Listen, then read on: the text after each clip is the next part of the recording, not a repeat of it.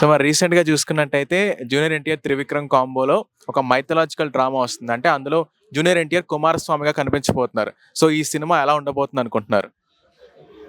ఇప్పుడు త్రివిక్రమ్ గారి డైరెక్షన్‌లో కుమారస్వామి క్యారెక్టర్ అనేది చాలా వరకు కూడా బావుంటది. త్రివిక్రమ్ గారు వచ్చేటప్పటికి ఆయన డైరెక్షన్ వేరేలా ఉంటది. సో, ఆయన తీసే ప్రతీది కూడా ఫన్నీగా ఉంటది, మాస్ లుక్ ఉంటది, క్లాస్‌గా ఉంటది. సో, ఈ 3 కాంబినేషన్‌లో చేయడం అన్నది ఎన్టీఆర్ గారు అది వేరే విషయం. ఇప్పుడు ఆయన కుమారస్వామి క్యారెక్టర్‌లో ఆయన ఎంచుకున్నది ఏంటంటే అది కొత్తగా ఉంటది. ఇప్పటి వరకు చూసిన ఎన్టీఆర్ గారి మూవీస్ వేరు. ఈ మూవీ వరకు వచ్చేటప్పటికి వేరు. ఇప్పటి వరకు త్రివిక్రమ్ గారు చాలా వరకు సినిమాలు తీయడం తగ్గిచ్చేశారు. సో, ఇప్పుడు కుమారస్వామి ఒక క్యారెక్టర్‌తో త్రివిక్రమ్ గారి రేంజ్ పెరగొచ్చు. ఇప్పుడు ఇంతకుముందు ఎలా ఉందో ఇప్పుడు దాని మీద 1000 రెట్లు పెరుగుతది. ఎందుకంటే ఎన్టీఆర్ గారి ఒక యాక్టింగ్ గాని, డాన్స్ కానివ్వండి, డెలివరీ కానివ్వండి, ఎవ్రీథింగ్ ప్రతీదీ కూడా ఆయన ఫన్నీ కానివ్వండి, ప్రతీదీ కూడా బావుంటది. సింగిల్ టేక్ ఆర్టిస్ట్ అంటే మనకి ఇండియాలో one of the number junior NTR. So, ఆయన కాంబినేషన్‌లో ఇప్పుడు త్రివిక్రమ్ గారి కాంబినేషన్‌లో ఎన్టీఆర్ గారు చేస్తారంటే చాలా వరకు కూడా ఫ్యాన్స్‌కి హ్యాపీ. అయితే మరి చూసుకున్నట్టయితే ఈ స్టోరీ ఏదైతే ఉందో అది ఫస్ట్ అల్లు అర్జున్ దగ్గరికెళ్ళింది. దాని తర్వాత రామ్ చరణ్ దగ్గరికెళ్ళింది. ఇద్దరు రిజెక్ట్ చేసిన తర్వాత ఇది జూనియర్ ఎన్టీఆర్ దగ్గరికెళ్ళి ఫైనల్ అయిందనమాట. అంటే వాళ్ళు రిజెక్ట్ చేయడానికి గల కారణాలు ఏమై ఉంటదంటారు? రిజెక్ట్ చేశారు అంటే వాళ్ళ స్టోరీ నచ్చక కాదు. ఆ క్యారెక్టర్‌కి ఎవరైతే సెట్ అవుతారో సో, వాళ్ళకి అయితేనే బావుంటదని ఆలోచించి వాళ్ళు రిజెక్ట్ చేశారు తప్ప వేరే ఉద్దేశంతో అయితే కాదు. సో, క్యారెక్టర్ ఇప్పుడు ఏ క్యారెక్టర్ ఎవరికి సెట్ అవుతదో వాళ్ళ దగ్గరికి వెళ్తేనే బావుంటదని వాళ్ళు కూడా దేవుడికి కూడా తెలుసు ఏ క్యారెక్టర్ ఎవరికి సెట్ అవుతదని. సో, అందుకనేసి వాళ్ళు రిజెక్ట్ చేశారు తప్ప వేరే ఉద్దేశంతో అయితే కాదు. క్యారెక్టర్ అది ఈ స్క్రీన్ ప్లే కానివ్వండి, స్టోరీ కానివ్వండి చాలా వరకు కూడా బావుంటది. సో, ఎన్టీఆర్ గారు ఓకే చేశారంటే దాంట్లో ఆ స్టోరీలో డెప్త్ ఉంటేనే చేస్తారు. లేకపోతే చేయరు ఆయన కూడా. అయితే మరి ఇప్పుడు ఎన్టీఆర్ దగ్గర అంటే డిఫరెంట్ ఇండస్ట్రీస్‌లో రకరకాల ప్రాజెక్ట్స్ ఉన్నాయన్నమాట. అన్ని భారీ ప్రాజెక్ట్సే. ప్రశాంత్ నీల్‌తో ఒక ప్రాజెక్ట్ చేస్తున్నారు. సో, మళ్ళీ బాలీవుడ్‌లో కూడా ఇంకో ప్రాజెక్ట్ చేస్తున్నారు. సో, మరి ఇన్ని ప్రాజెక్ట్‌లు ఆయనకి ఉన్నప్పుడు మరి ఈ ఈ సినిమా షూటింగ్ తొందరగా కంప్లీట్ చేస్తారంటారా మరి? మాక్సిమం ప్రశాంత్ నీల్ గారితో ఇప్పుడు ఆల్రెడీ షూట్ జరుగుతుంది. సో, ఆ షూట్ కంటిన్యూ చేస్తేనే ఈ షూట్ కూడా అవుతది. మాక్సిమం ఏది తొందరగా అవుతే అది రిలీజ్ చేస్తారు. ఎక్కువ శాతం డైరెక్టర్ అందరూ కూడా ఎవరు కూడా ఇబ్బంది పెట్టకూడదు. ప్రొడ్యూసర్ ఇబ్బంది పడకూడదని ఆయన ఎక్కువ ప్రెషర్ పెట్టరు. ఆయనకున్న టైంలోనే ఆయన ఆ టైం తీసుకొని ఆ షూట్‌ని కంప్లీట్ చేయడానికి ట్రై చేస్తారు మాక్సిమం. మరి ఈ సినిమాని మీరు థియేటర్‌లో చూస్తారా? ఎక్కువ శాతం నేను మూవీస్ అన్ని థియేటర్‌లోనే చూస్తాను. మరి రీసెంట్‌గా చూసుకున్నట్టయితే జూనియర్ ఎన్టీఆర్, త్రివిక్రమ్ కాంబోలో ఒక మైథలాజికల్ డ్రామా వస్తుంది. అందులో జూనియర్ ఎన్టీఆర్ కుమారస్వామి క్యారెక్టర్ చేయబోతున్నారనమాట. సో, ఈ సినిమా ఎలా ఉండబోతుంది అనుకుంటున్నారు? అంటే మనం ఎప్పుడు యమదొంగలో చూసాం ఇలా మైథలాజికల్ క్యారెక్టర్ అనేది. సో, ఇప్పుడు ఫ్రెష్‌గా 2025లో ఈ ఈ స్క్రిప్ట్‌ని లాక్ చేశారు. మరి ఈ సినిమా ఎలా ఉండబోతుంది అనుకుంటున్నారు? ఎన్టీఆర్ గారు ఉన్నారు కాబట్టి చాలా బాగుంటది. ఆబ్వియస్లీ ఆయన యాక్టింగ్ కోసమే పుట్టారు ఆయన. సో డెఫినెట్లీ చాలా బాగుంటది. బట్ ఈ సినిమా ఆల్రెడీ నాగవంశీ గారు చెప్పారు ఒక ఇంటర్వ్యూలో. సో ఎవ్వరూ టచ్ చేయని ఒక జోనర్ మైథలాజికల్లో కూడా ఇప్పటి వరకు ఎవ్వరూ టచ్ చేయని జోనర్ త్రివిక్రమ్ గారు చేయబోతున్నారు. అది చాలా పెద్ద ప్రాజెక్ట్ కాబోతుందని చెప్పి ఆల్రెడీ చెప్పారు. సో డెఫినెట్లీ ఇందులో ఒక పెద్ద యాక్టర్ తోడయ్యారంటే ఇంకొంచెం పెద్దగా అవుతుంది. సో ఆబ్వియస్లీ ఎన్టీఆర్ గారికి ఇక్కడ కాదు చైనాలో, జపాన్లో, దేశం మొత్తం ఇప్పుడు ప్రపంచం మొత్తం ఫ్యాన్స్ ఉన్నారు కాబట్టి డెఫినెట్లీ పెద్ద ప్రాజెక్ట్ అవుతుంది. అయితే ఈ స్క్రిప్ట్ ముందుగా అల్లు అర్జున్ దగ్గరికి వెళ్ళి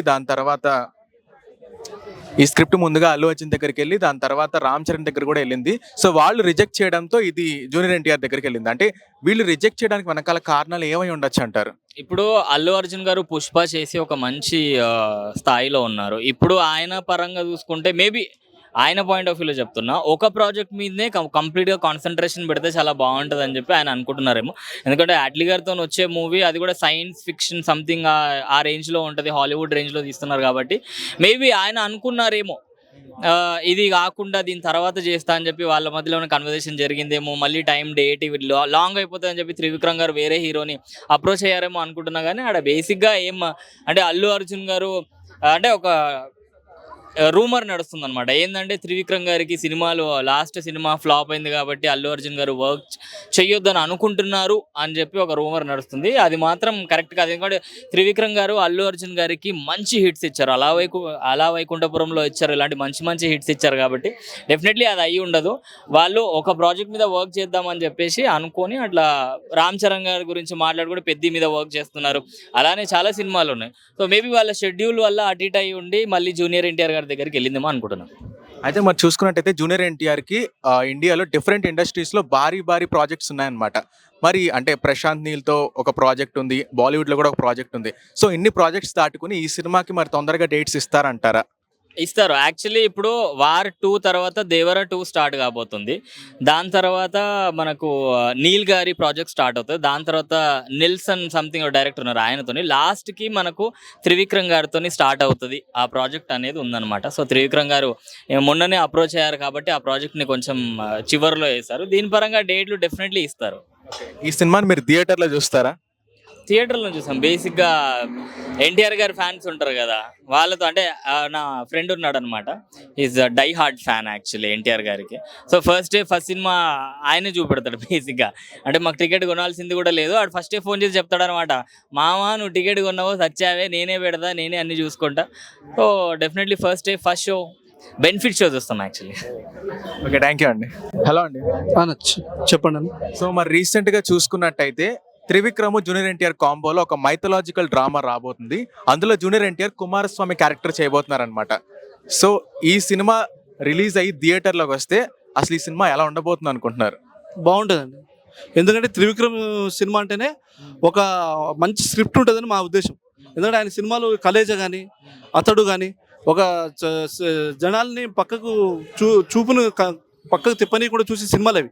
అంటే ఈయన కూడా ఎన్టీఆర్ మీద ఫోకస్ పెట్టి మంచి కాన్సెప్ట్ తయారు చేసి స్క్రిప్ట్ అని మేము అనుకుంటున్నాం.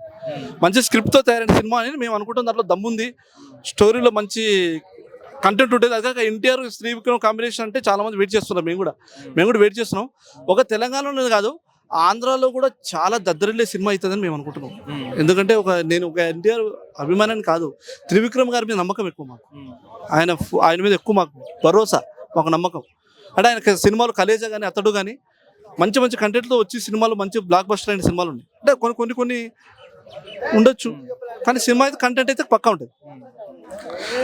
ఎన్టీఆర్ కుమారస్వామి తీశారు అన్నారు కదా, కుమారస్వామి అయినా ఏ క్యారెక్టర్ అయినా ఆ క్యారెక్టర్లో మంచి డెప్త్ ఉన్న క్యారెక్టర్ తీసుకునే త్రివిక్రమ గారు తయారు చేసి ఉంటారు.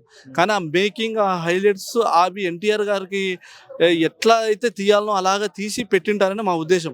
అది మనం స్క్రీన్ మీద చూసి అప్పుడే అబ్బురుపరిచేలాగా కొన్ని సన్నివేశాలు ఉంటాయి.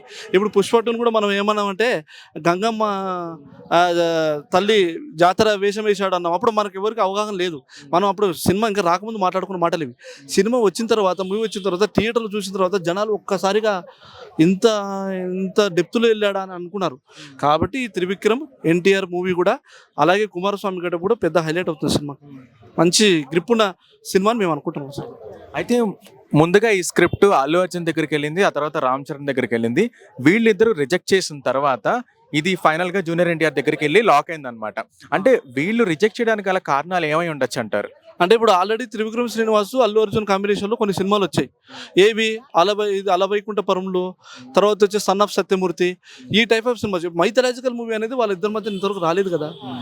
కాబట్టి దీనికి అంటే ఒక విధంగా కొన్ని ఎట్లా ఉంటాయంటే, కొన్ని క్యారెక్టర్లో కొంతమంది సూటబుల్ అవుతారు, కొంతమంది సూటు గారు.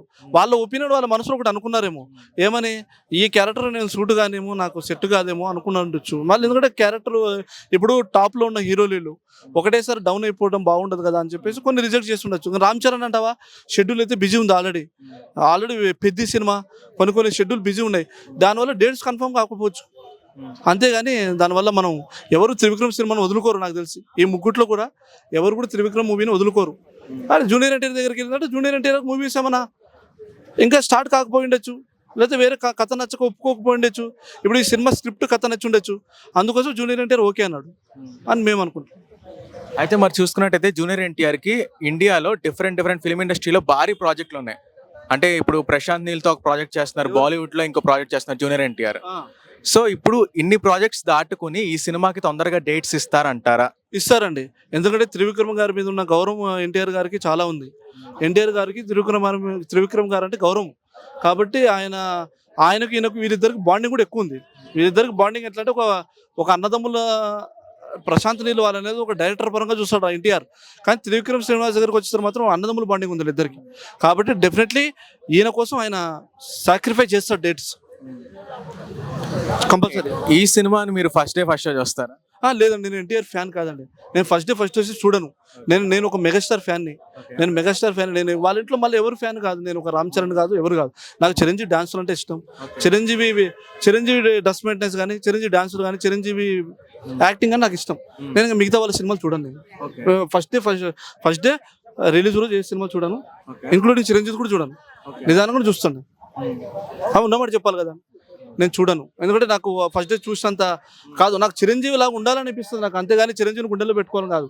చిరంజీవిలో డ్రెస్ మెయింటెనెన్స్ ఉండాలి, చిరంజీవిలో వ్యక్తిత్వం, చిరంజీవిలో కనపడాలి, మంచిగా ఉండాలనే ఆలోచనతో ఉంటాం అంతే. అంతేగాని చిరంజీవి కోసం నేను కోసుకోను, చిరంజీవి కోసం షర్ట్ చింపుకోలేదు. యాక్చువల్లీ చాలా మంచి ఉద్దేశం. ఇలా ఎవరన్నా ఉంటే ఫ్యాన్ వర్స్ జరగకుండా ఉంటాయి. నేను అందరూ కూడా చెప్పేది అదే, ఫ్యాన్లు కూడా చెప్పేది అదే. ఏదైనా ఉంటే అవసరం ఉంటే చిరంజీవి పేరు మీద 10 మందికి అన్నదానాలు చేయండి. చిరంజీవి పేరు మీద, చిరంజీవి అని కాదు, ఏ హీరో అయినా కానీ, మీ ఇష్టమైన మీకు అభిమానించే హీరో వాళ్ళ బర్త్డే వచ్చిన ఒక 10 మంది కాదు, మీకు తోచినంత మందికి అన్నదానాలు, అన్న కార్యక్రమం, ఒక అన్నము, ఒక వాటర్ బాటిల్ ఇవ్వండి. అది ఆయనకు పుణ్యం, మీకు పుణ్యం. అంతేగాని గుండెలు చింపేసుకుని చేసుకుని హనుమంతుడు రాముని చూపెడతా అంటే సమాజం కుదరదు. దానివల్ల బ్లేమ్ అయింది మీరే, వేస్ట్ అయ్యేది మీరే. అభిమానులకు దయచేసి ఇంకోసారి ఏ అభిమాని అయినా సరే, ఏ అభిమానిని అభిమానించే హీరోయిన్ అయినా సరే, పుట్టినరోజు నాడు ఒక గుడి దగ్గర కానీ, లేకుంటే ఎక్కడైనా కానీ వాళ్ళు తోచిన దగ్గర కొంతమందికి అన్నదానం కార్యక్రమాలు పెడితే చాలా మంచిది.